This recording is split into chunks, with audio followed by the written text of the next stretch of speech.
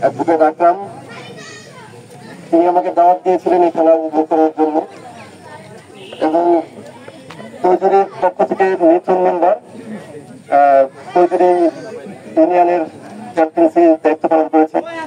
আমি দুজনকেই ধন্যবাদ জানাই আমার অন্তর্স্থল থেকে যে ঈদের দ্বিতীয় দিন এরকম একটা সুন্দর আয়োজন করার জন্য।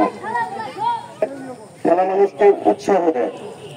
আপনার আজকে এই বয়সে এসে যে তারা আপনাদের এই আয়োজনকে সারা জীবন মনে রাখবে এবং আপনাদের এই আয়োজনের প্রতি সম্মান রেখে তারাও খেলার প্রতি আগ্রহ দেখাবে এবং খেলার প্রতি তাদের মনোযোগী হবে। আমাদের সবারই উচিত, এখনকার জেনারেশন, আমাদের অধিকাংশ জেনারেশন উঠতে বয়সের ছেলেরা নেশাগ্রস্ত, নেশার পথে চলে যাচ্ছে, গেমস এর দিকে ঝুঁকে যাচ্ছে, মোবাইল স্মার্টফোনের দিকে ঝুঁকে যাচ্ছে। এটা আমাদের দেশের আগামী ভবিষ্যৎ নষ্ট হচ্ছে। আপনাদের প্রতি আমার অনুরোধ থাকবে, আজকের মতো আপনারা প্রতি সময় যখনই সময় পাবেন তখনই এরকম ভাবে আপনাদের পরবর্তী জেনারেশনকে উৎসাহ দেওয়ার জন্য এই আয়োজনটা করবেন। ধন্যবাদ সবাইকে।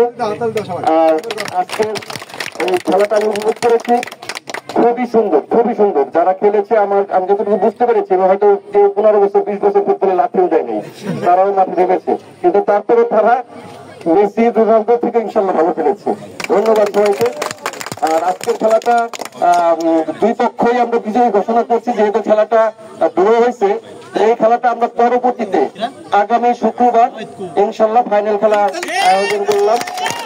ওদিন দর্শক যারা থাকবে তাদের জন্য আমরা খাওয়ার একটা আয়োজন করবো, কাপের আয়োজন থাকবে এবং ইনশাল্লাহ সবাই ভালো থাকবেন।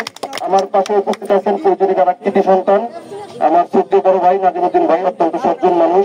পাশে আছেন মোহাম্মদ তরুণ সমাজ, আমাদের বিএনপির চৌধুরী ইউনিয়নকে এই দুটো মানুষ সর্বোচ্চ বিপদের সময় আন্দোলন সংগ্রামে আমাদের দলীয় নেতা কর্মীদেরকে একত্রিত করে রেখেছেন। এই জন্য আমি আমার দলের পক্ষ থেকে আপনাদের প্রতি কৃতজ্ঞতা জানাচ্ছি। সবাই ভালো থাকবেন। সবাইকে আসসালাম আলাইকুম। বাংলাদেশ জিন্দাবাদ, শহীদ জিয়া অমর হোক। খেলাধুলা সুস্থতা কামনা করি। দেশ নায়ক তারেক রহমান জিন্দাবাদ, ফরিদপুরে গণকমিশন নেতৃত্বে নায়েব ইসলাম জিন্দাবাদ, দক্ষিণবঙ্গের মৃত্যুঞ্জয় নেতা আমার প্রাণপ্রিয় সংগঠক বাংলাদেশ জাতীয়তাবাদী কৃষক দলের সংগ্রামী সাধারণ সম্পাদক চৌধুরী ইসলাম জিন্দাবাদ।